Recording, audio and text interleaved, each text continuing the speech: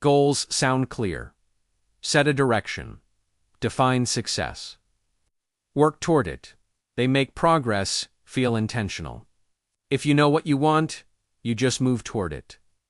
That idea feels mature, organized, responsible. But real life rarely unfolds in straight lines toward a target. And that's where goals quietly stop helping. You set a goal. Something specific, measurable, reasonable. At first, it motivates you. You feel focused, aligned, clear about what matters. Then life shifts. Priorities change. Energy drops. Unexpected problems appear. The goal doesn't disappear, but it stops fitting. You feel tension. Between where you are and where the goal says you should be, progress slows. And the goal, instead of guiding you, starts creating pressure. It becomes a quiet reminder of a gap.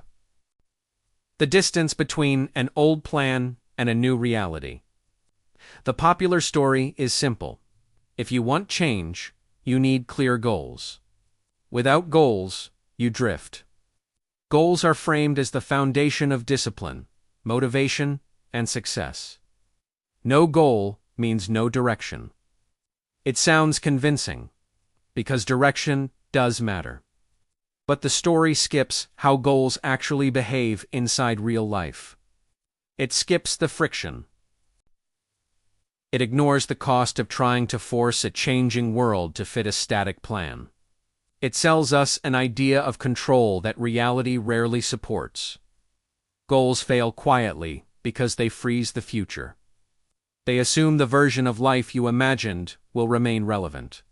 But life changes faster than goals do. Your energy changes. Your constraints change. Your understanding changes. The goal stays fixed. And slowly, the gap between the goal and reality grows. Goals also create an all-or-nothing frame.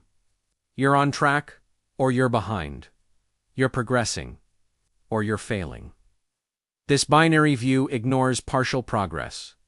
It ignores adaptation. And it turns uncertainty into stress. Another hidden problem is timing. Goals pull attention toward outcomes. They shift focus from today's conditions to future results. When conditions are good, this feels motivating. When conditions are bad, it feels punishing. You're constantly reminded of what you're not achieving, not because you're lazy, but because reality changed. Goals also reduce learning.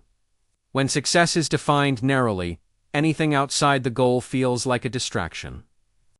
But real progress often happens off the planned path. Unexpected discoveries, new opportunities, shifts in understanding. Goals can blind you to signals that matter. They encourage you to follow the map, even when the territory has changed.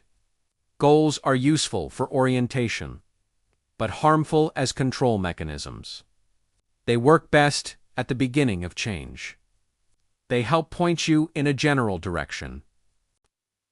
But they perform poorly during uncertainty. And real life is mostly uncertainty. A better question is not, what is my goal? But what am I building capacity for? Capacity adapts. Goals don't. Capacity grows with conditions. It contracts when needed. It responds to reality. Goals demand alignment. Capacity allows adjustment. This is why goal-driven systems feel brittle. They break when the environment shifts. Building capacity means developing skills, knowledge, and resources that are useful across different futures, not just the one you plan for. A better framework reduces dependence on goals. It focuses on direction without fixation, on systems instead of outcomes. Instead of asking, "Am I closer to the goal?" it asks, "Does this still make sense given my current reality?" Progress becomes responsive, not obedient. This doesn't mean you stop caring about results. It means you stop forcing reality to match a plan that no longer fits. You work with what is, not what you wish was. It's about maintaining a direction, but allowing the path to change as you learn more. Goals promise clarity. But clarity is temporary. Real life requires adjustment. If your progress depends on a fixed future image, it will eventually stall. If your progress depends on learning and adaptation, it can continue. The goal is not to hit targets. It is to remain capable as life changes. Quietly, responsively, over time. If this helped you think more clearly, you'll probably enjoy the next essay.